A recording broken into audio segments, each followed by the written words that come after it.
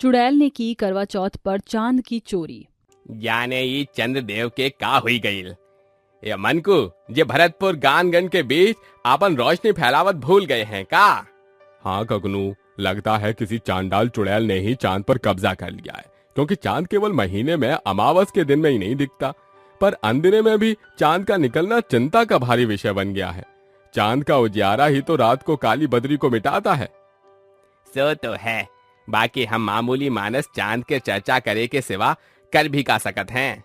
ये कहानी है भरतपुर गांव की, जहां के निवासी एक दूजे के प्रति बेहद मिलनसार रुझान रखते थे। पूरा गांव चढ़ते सूरज की लालिमा के साथ जागता। जहां पुरुष दिन भर खेतों में काम करते, उनकी पत्नी घर बार संभालती और सांझ ढलते ही गांवगढ़ चांद की रोशनी में घंटों बैठकर बातें किया करता। मगर कुछ दिनों से वही चांद भरतपुर के निवासियों के लिए चिंता का विषय बन गया था। हर तरफ चांद की ही चर्चाएं चल रही थीं।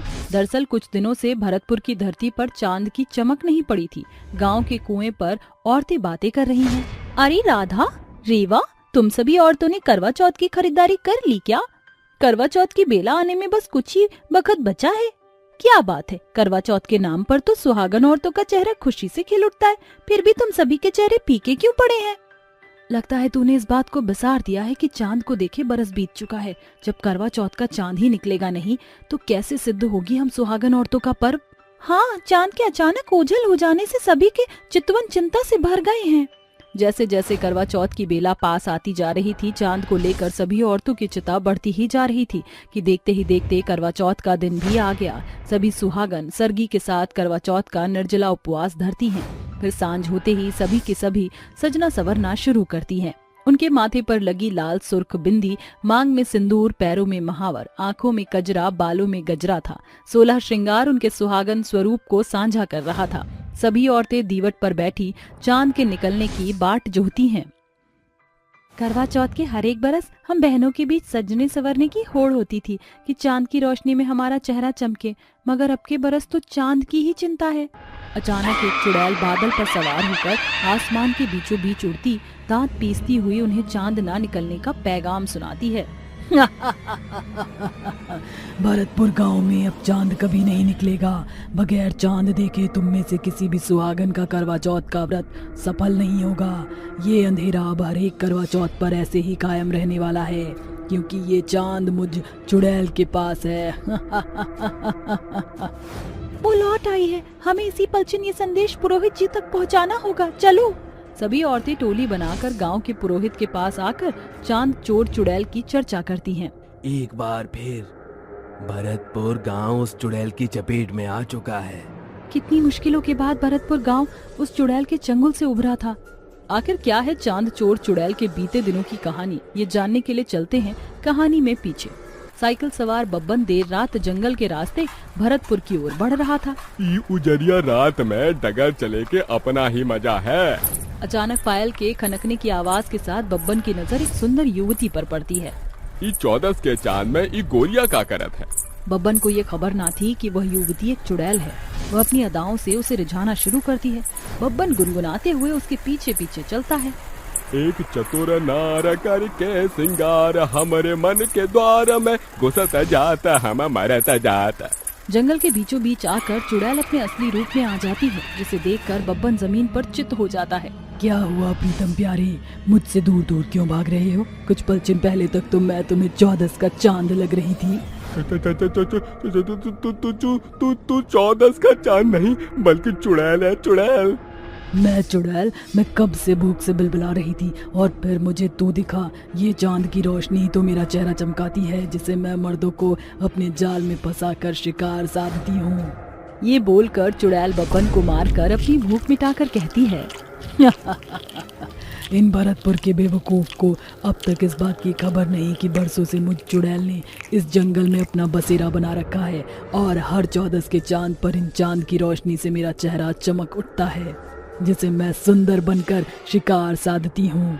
सवेरे गांव की औरतें लकड़ियाँ चुनने जंगल आती हैं। अरे राधा, कविता, ये देखो, ये तो बब्बन का कटा सर है। हमें गांव भर में ये बताना होगा। बब्बन के बुरे मौत से सभी के दिल दहल जाते हैं। चुड़ैल हर एक रात चांद की किरणों से अपना रूप सजाकर गांव के मर्दों को अपना शिकार बनाती है, जिससे परेशान गांव की औरतें मंदिर के पुरोहित के पास आती हैं। प्रणाम पुरोहित जी। क्या बात है, तुम सभी यहाँ? पुरोहित जी, निष्दिन भरतपुर गांव के मर्द लोग मरते जा रहे हैं। सारा दिन हम सुहागनों का हाथ कलेजे पर रहता है कि कहीं हम सुहागन अभागन न हो जाएं। जाने कौन कर रहा है ये सब। चुड़ैल? हाँ, गांव के जंगल में एक चुड़ैल है जिसकी शक्तियां 14 के चांद पर चरम सीमा पर होती हैं। मर्दों का मांस उसके रूप को सुंदर बनाता है, इसलिए वो पुरुषों का शिकार करती है। अब हम क्या करें? अपने पतियों को उस चांडाल चुड़ैल से कैसे बचाएं?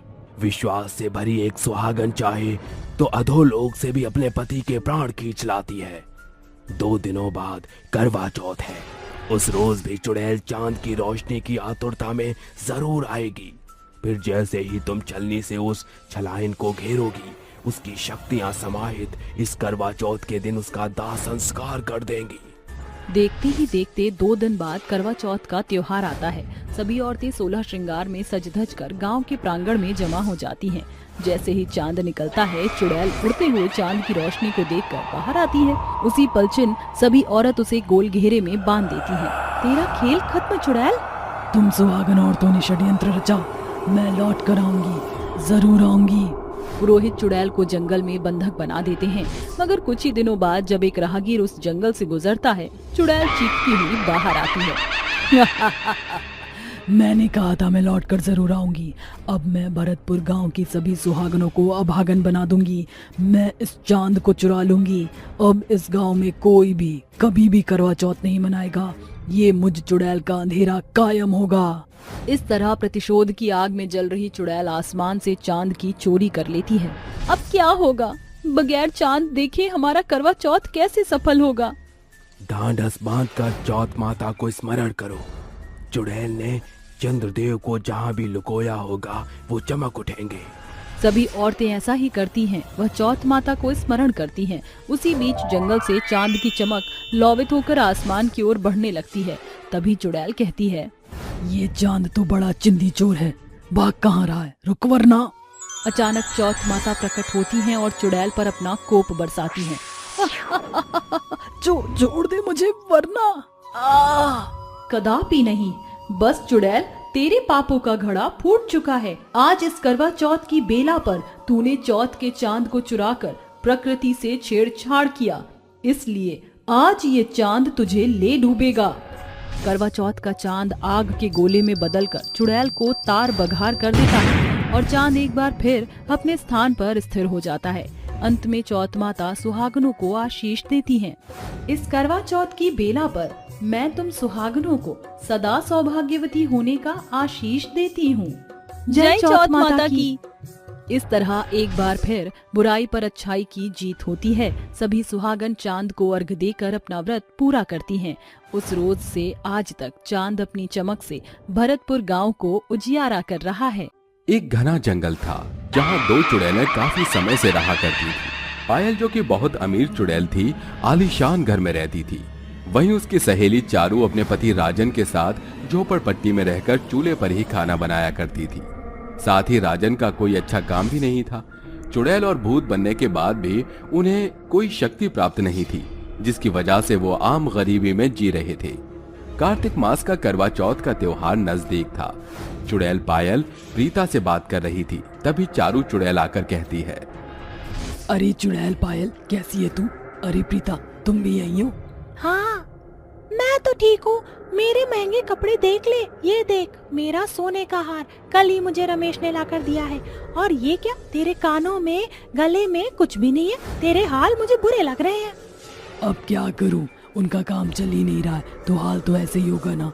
पर तू मेरी चिंता मत कर, मैं ठीक हूँ। फिर तो तेरे घर में कुछ होगा नहीं, तो तू करवा चौथ कैसे मनाएगी? कोई शॉपिंग नहीं करेगी क्या? वही तो, मैं तो अपने लिए नई बनारसी साड़ी और मैचिंग की हर चीज खरीद कर ले आऊंगी। अच्छी बात है बहन, मेरे घर में तो हम 2 वक्त की रोटी खा ले, वही बहुत है।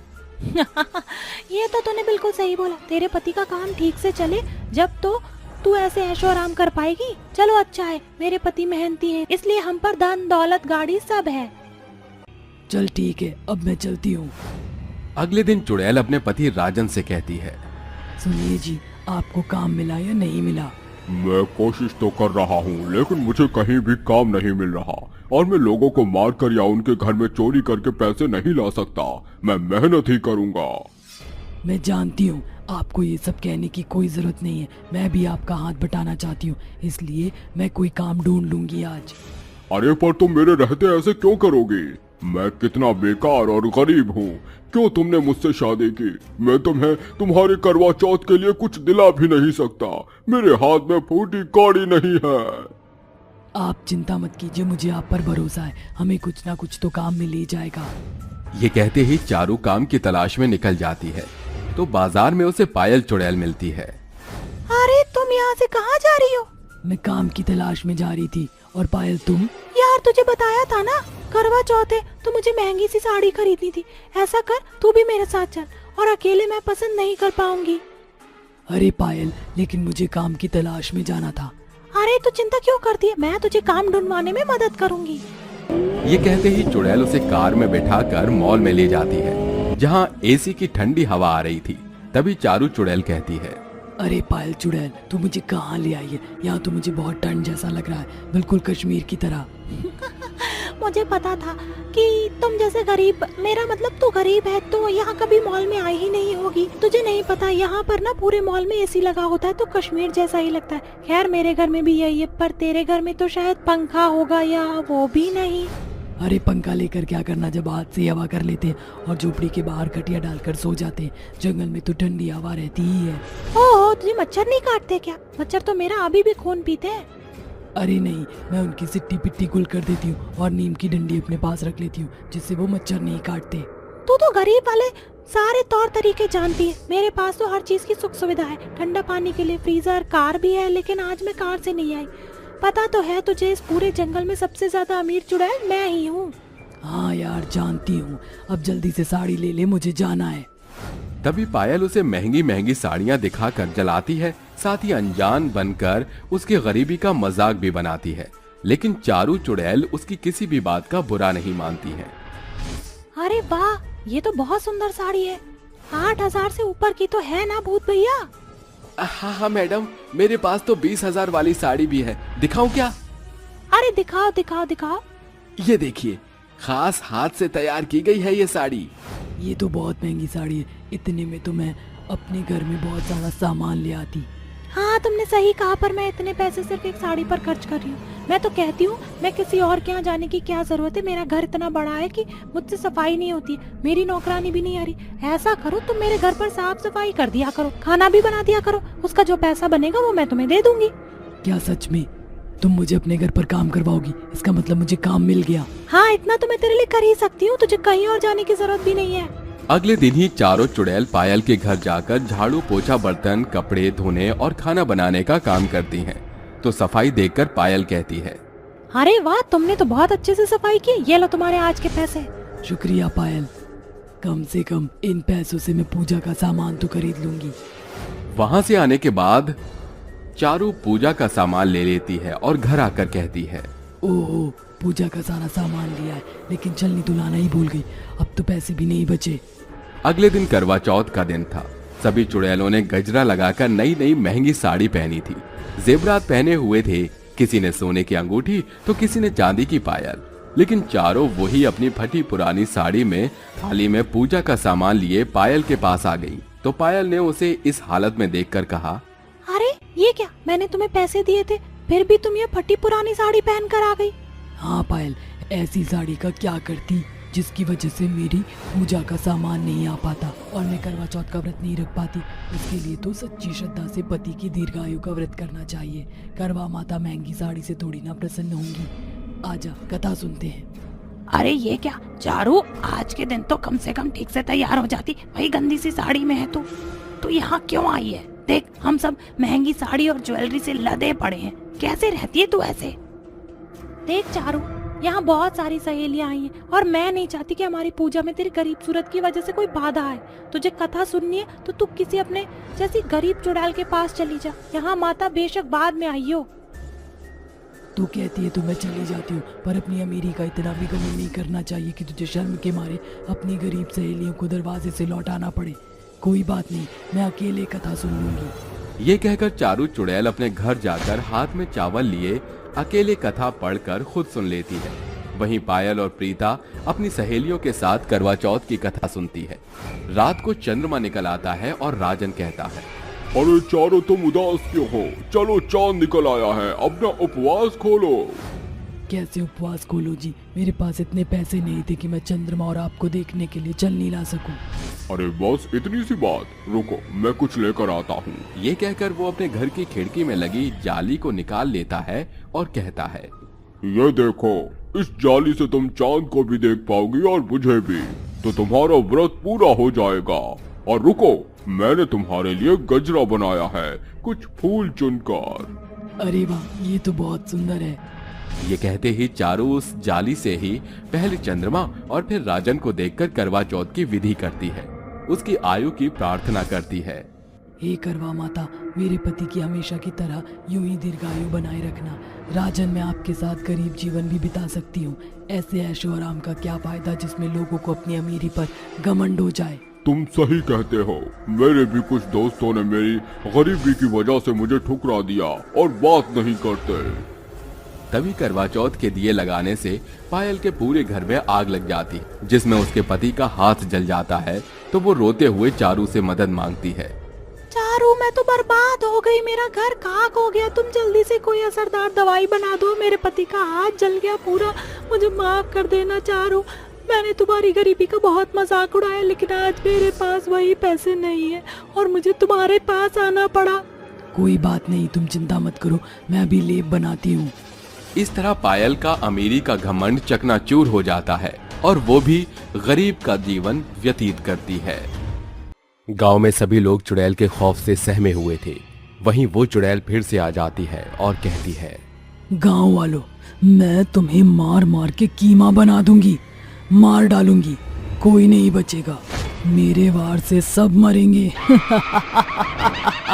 ऐसा बोलकर चुड़ैल गांव के लोगों के पास जाकर उन्हें मारने लगती है, तो किसी को हवा में उछालकर इधर उधर फेंकती है और कावेरी के घर जाकर बोलती है, क्योंकि कावेरी, तूने अपनी बेटी को बहुत सताया है ना।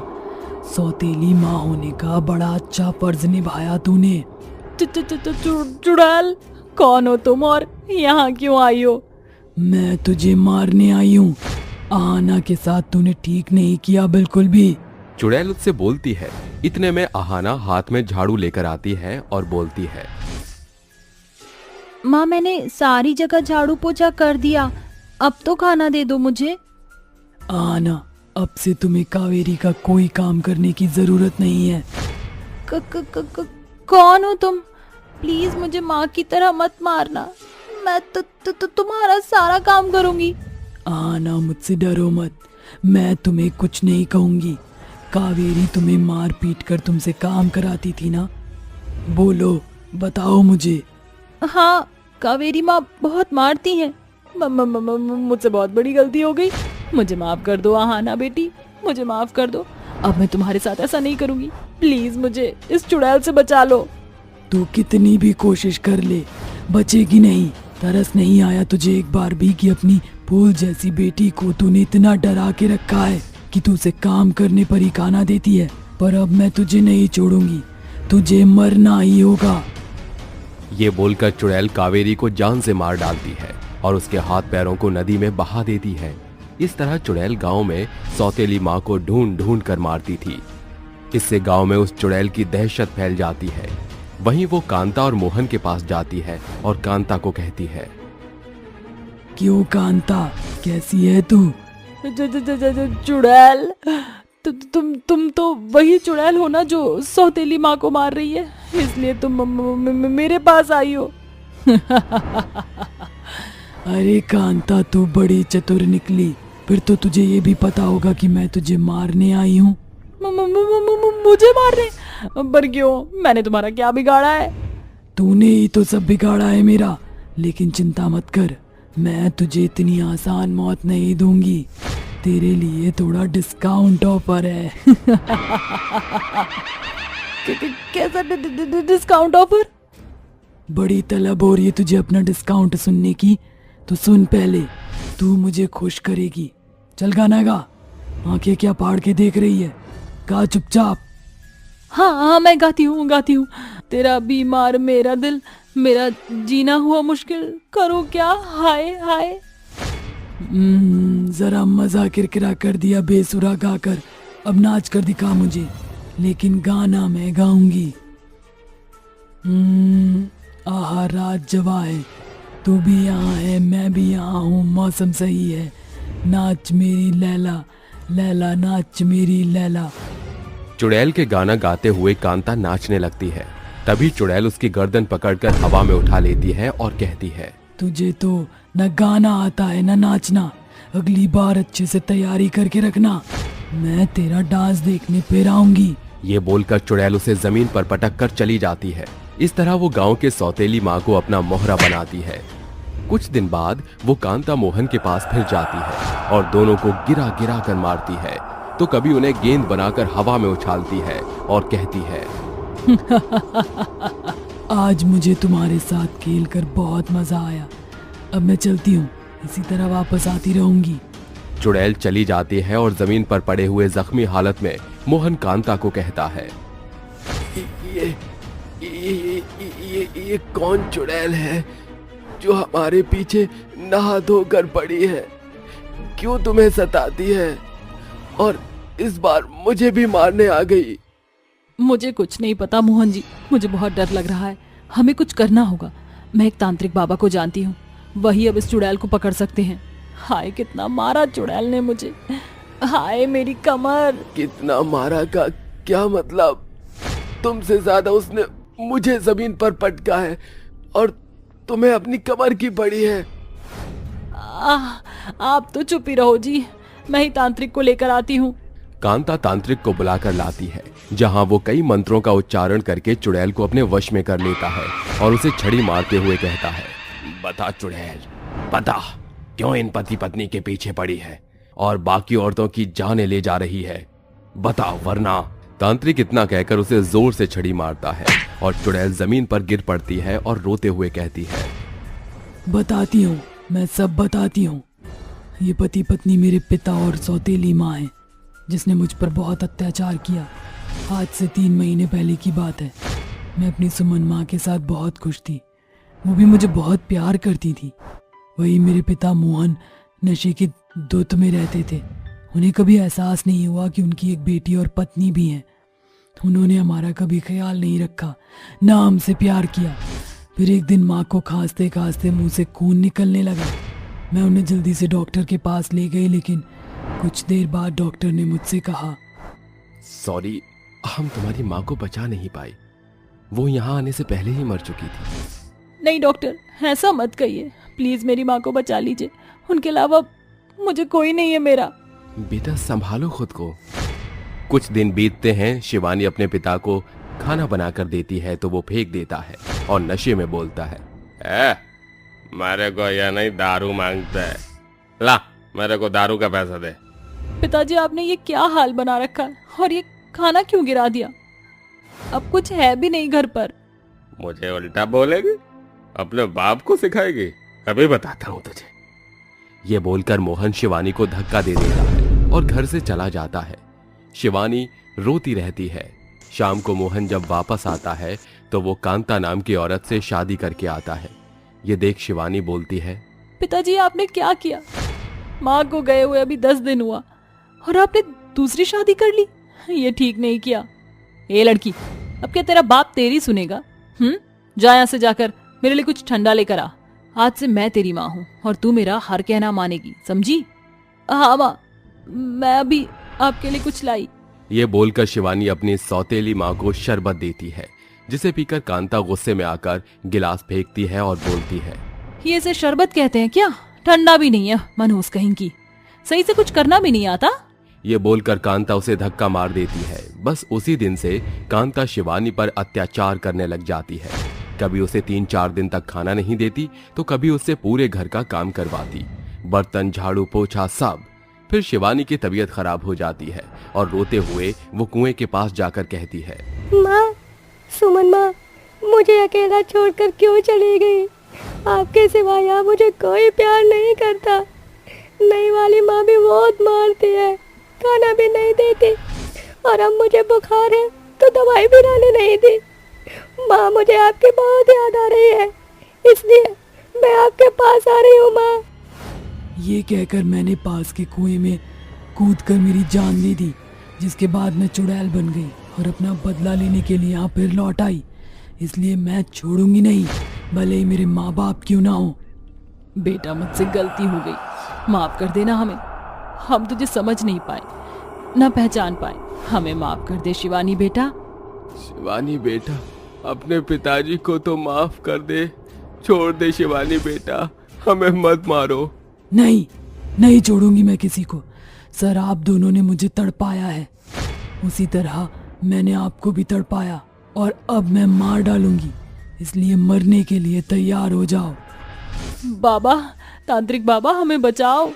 तांत्रिक उन्हें बचाने के लिए अपनी मुट्ठी बंद करता है कि चुड़ैल अपने जादू से तांत्रिक को बांध देती है। फिर कांता और मोहन को बेरहमी के साथ मार देती है, जिसके बाद उसकी आत्मा को शांति मिल जाती है और वो चली जाती है।